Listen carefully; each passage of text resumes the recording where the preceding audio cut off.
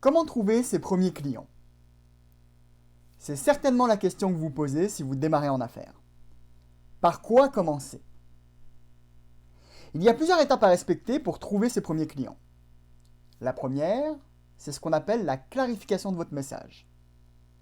Si vous vendez un produit ou un service, posez-vous ces questions. Que rendez-vous possible pour votre client? Qu'est-ce qu'il va faire? Qu'il va se sentir concerné par ce que vous offrez. Il y a quelque temps, j'ai accompagné Vincent. Vincent était un jeune conseiller financier d'une trentaine d'années qui démarrait dans les affaires. Son marché est très compétitif et il avait des difficultés à trouver ses premiers clients. Et lorsqu'il se présentait, ça ressemblait un peu à ça. Bonjour, je suis Vincent, conseiller financier, je peux vous aider à optimiser vos finances.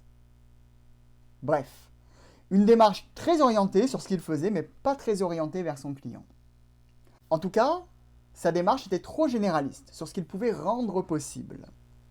Nous avons donc travaillé sur son message. La première question que je lui ai posée, c'est « Comment vous distinguez-vous de vos concurrents ?» Et là, elle me répond « J'ai plein de produits d'assurance vie et je peux répondre à tous les besoins. » Il rentre dans un monologue expliquant les différents produits et avantages de sa société. Le problème, c'est qu'il avait une approche trop généraliste. Il souhaitait plaire à tout le monde, donc à personne. En creusant et en travaillant sur le message, nous avons pu identifier qu'il avait la possibilité d'offrir aux entrepreneurs une stratégie de placement qui leur permettrait de sortir légalement de l'argent de leur entreprise, net d'impôts. Là, le discours est bien différent. On voit bien qu'avec ce discours, on s'adresse à une certaine catégorie de personnes. Ce qui nous amène à la deuxième étape, qui est de définir précisément qui est notre avatar client. Si nous avions un client idéal, qui serait-il? Que ferait-il dans la vie? Quelle serait sa classe socio-professionnelle? Dans le cas d'une entreprise, quel serait son secteur d'activité? Qui est la personne à contacter? Qu'est-ce que votre produit ou service va changer dans leur vie? Si on revient à l'exemple de Vincent, nous avions identifié que les médecins spécialistes étaient un avatar client idéal pour lui. Ils ont de gros revenus, payent beaucoup d'impôts et sont souvent très occupés.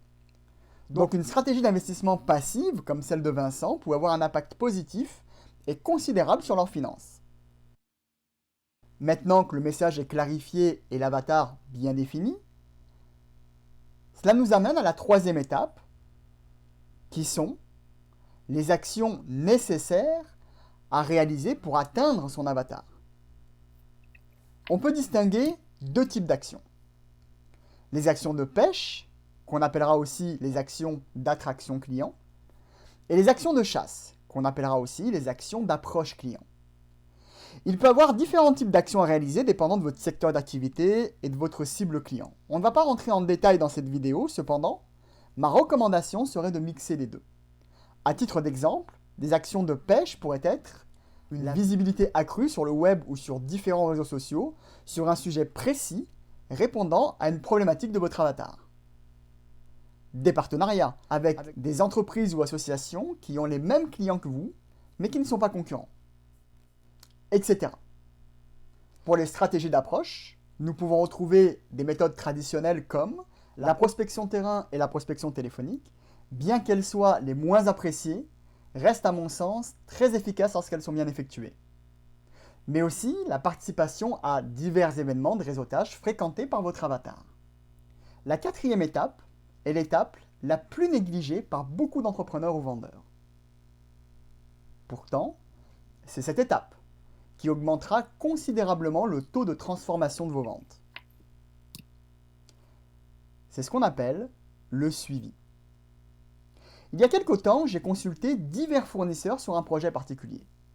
J'ai consulté au total une dizaine de fournisseurs, tous concurrents les uns des autres. Ils sont tous venus à ma rencontre, pris le temps de découvrir le projet et fait une offre budgétaire. Donc plusieurs étapes qui prennent du temps et d'énergie. Savez-vous ce qui s'est passé? Sur 10 fournisseurs, seulement 3 ont fait un seul suivi. Les autres, j'en ai plus jamais entendu parler. Vous imaginez, ils investissent du temps, de l'énergie et ne suivent pas leurs clients. Combien de clients ont-ils besoin de rencontrer pour concrétiser un projet? Ça vous paraît incroyable?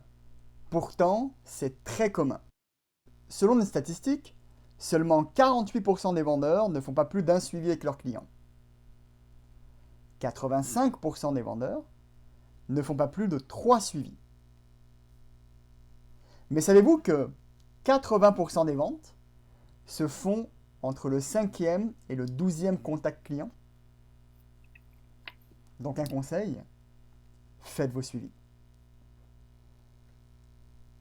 Pour résumer, pour trouver ses premiers clients, il faut clarifier son message, définir précisément son avatar, faire les actions nécessaires pour rejoindre son avatar et faire des suivis de qualité. Nous arrivons à la fin de cette vidéo. J'espère qu'elle vous aura éclairé sur les principales étapes à entreprendre pour trouver vos premiers clients. Si vous avez des questions, n'hésitez pas à les mettre en commentaire. Je vous souhaite une bonne continuation et beaucoup de succès dans vos affaires. À bientôt!